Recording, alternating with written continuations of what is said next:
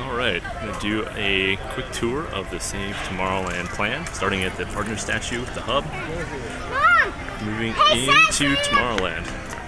So it's a beautiful morning in October. You see the Astro Orbiter has been here, placed right at the edge of the hub. We proposed we're going to be taking this out completely, obstructs traffic flow, also it's not in keeping with the other spokes coming off of the hub. Let's walk around here. The other thing we're talking about doing here is really bringing Tomorrowland up the park-like quality of the rest of the park. It's going to mean a lot more plantings and water features. It's also going to mean that a lot of the iconography and kind of just two-dimensional paintings would be removed in lieu of kind of immersive 3D built environments. This entire entry sequence here is kind of reimagined. The People Mover track is antiquated, and it's actually a relic, can no longer be used, to be totally removed.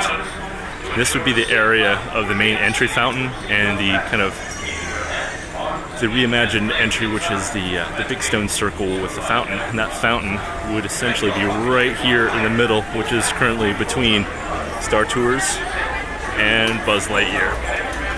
There would be no entrances off here. This would just be a park experience, a place for people to enter into Tomorrowland, to be a compressive space that would make for a better entry sequence. So once you get through the stones there, the kind of circle of stones, which are kind of described on the site, you'd be passing out of the circle at this point, getting near the edge of them, and over here would be the entrance to what we're calling the Wally Dark Ride.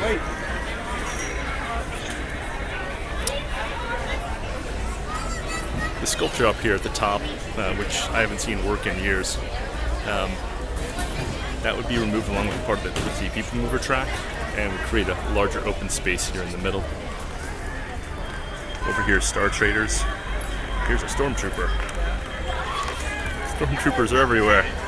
So Star Traders still remain a shop, but it would really be the entry, the main kind of terminal, airport terminal, as you were for the three attractions. So the queue for Star Tours would be located here, as would Space Mountain and the transport to the new Star Wars land.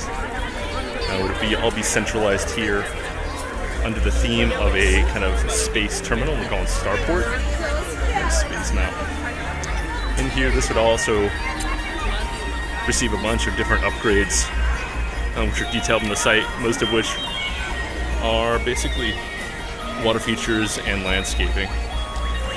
Interventions gets removed. The foundation, basically the structure, stays as is and becomes the terminal for the new Tomorrowland monorail station. Also gets the new attraction, the land. Here's where all the fountains would be, and we're really basing that on the original schematics and kind of designs of the land pavilion for Epcot Center. Not what was built, but what was planned originally by WED. To be 5 separate PTFE dome biomes, starting all the way back at what is now Pizza Port, coming all the way out here. And then there'd be a gap here between these biomes and another dome over here, which is more of a glass structure, which is now where actually the other restaurant and the Tomorrowland Terrace is. Between those two greenhouse structures would be the kind of the other entry into Tomorrowland, or the exit in Tomorrowland into the new land to the north. So Autopia we're saying would be totally removed, and the subs would get repurposed. This would all get redone as well. Sounds like we're redoing a lot here, but actually there's a lot of the existing infrastructure would remain in place. Inventions, which is now currently being turned into launch bay for Star Wars. So we just passed through there, and we'd no longer be in Tomorrowland. So the sub ride would still be here. Autopia would be totally removed, and this whole area would be basically redone and be totally turned into what Tony Baxter had originally planned for Frontierland back, I believe, in the early 80s, called Discovery Bay. It was a steampunk, kind of futuristic scheme, and we think that 20,000 Leagues would fit perfectly into that scheme. It'd be also fit really well between Fantasyland and Tomorrowland. Also create a loop that would go around the back on the very east edge of the park all the way up to Small World and create another loop so that Tomorrowland isn't pinched right here. Monorail orange. Nice. So this entire area to the north would be accessible by foot. It wouldn't just be 2 attractions. It'd be several attractions. We were talking about bringing in Mystic Manor, Mystic Point, essentially be attached to the Discovery Bay idea. This would get rethemed back to a 20,000 Leagues Under the Sea, and there would be the Journey to the Center of the Earth attraction, which would be underneath this entire area of the park. Not the lagoon, of course, but the area which is now Autopia. There we go. Last thing we want to talk about here was the new queue for the Matterhorn and how we plan on utilizing this spoke. So the spoke off the main hub that leads directly to the Matterhorn is inconsistent with the rest of the spokes coming off of the hub. It doesn't lead to a particular land. You think the spokes all lead, right now they lead up to Adventureland, Frontierland, Fantasyland, and Tomorrowland. This is a really underutilized spoke.